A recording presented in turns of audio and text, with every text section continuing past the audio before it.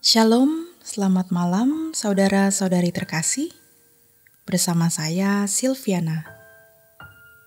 Renungan pada malam ini dari Pendeta Dr. Erastus Sabdono yang berjudul Potensi Menyimpang.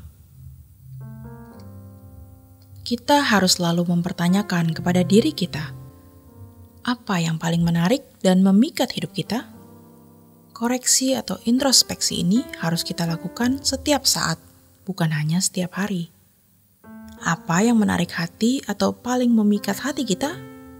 Apa yang paling mempesona hati kita? Seperti magnet yang menarik kita? Mengapa kita harus memperkarakan atau mempersoalkan hal ini? Sebab cara inilah yang dapat membuat kita terhindar dari penyimpangan-penyimpangan dan membuat kita bisa tetap fokus kepada Tuhan. Sebab iblis dalam kelicikannya menawarkan berbagai paket kesenangan atau objek-objek yang dapat memikat atau mempesona hati kita. Kalau kita tidak berhati-hati, tidak waspada, maka kita tidak berjaga-jaga sehingga kita bisa ditelikung, disesatkan dan dibodohi. Kita bisa gagal fokus dan akhirnya terseret ke dalam jalan kegelapan. Kalau Alkitab berkata, "Sadarlah dan berjaga-jagalah. Lawanmu si iblis berjalan keliling, sama seperti singa yang mengaum-aum dan mencari orang yang dapat ditelannya." Kesadaran dan sikap berjaga-jaga ini bukan pada waktu-waktu tertentu. Kalau pada waktu-waktu tertentu saja bisa berbahaya, karena iblis tidak pernah mengenal berhenti, tidak pernah mengenal lelah. 24 jam waktu kita adalah 24 jam perjuangan dalam medan peperangan, melawan kuasa-kuasa gelap yang menawarkan berbagai keindahan. Pada musim tinju misalnya, seseorang bisa fokus hanya kepada tinju. Apalagi kalau sudah mencengkram jiwa, seseorang bisa tidak ke gereja karena tinju.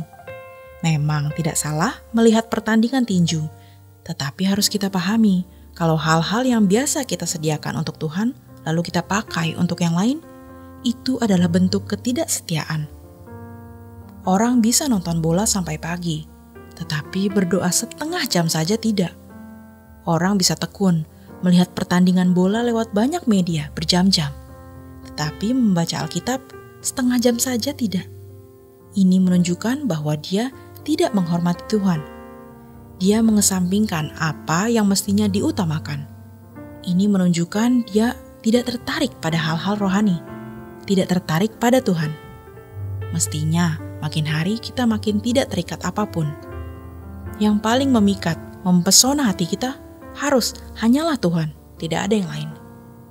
Makin hari kita harus makin mengosongkan bejana hati kita dari segala keinginan, supaya semakin melekat dengan Tuhan. Tidak ada yang memenuhi hati kita selain Tuhan. Kita harus berani berkata, kebutuhanku hanya Tuhan. Sebenarnya ukuran mana yang boleh, mana yang tidak, itu sederhana.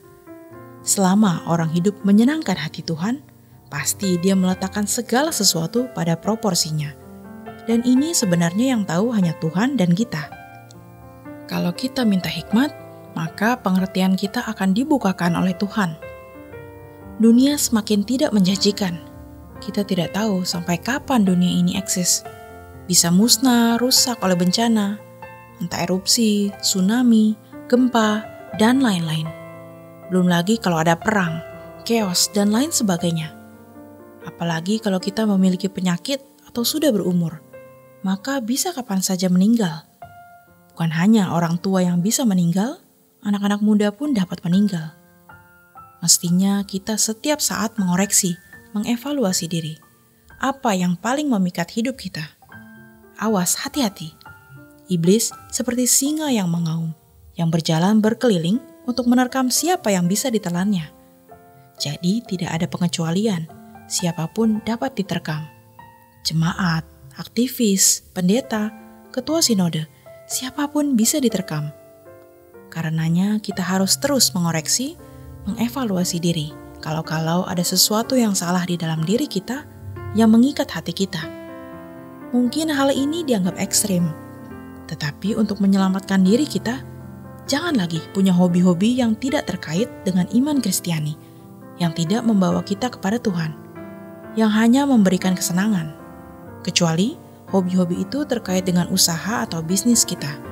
Tetapi kalau tidak, maka tidak perlu. Kita harus melepaskan semua ikatan dunia.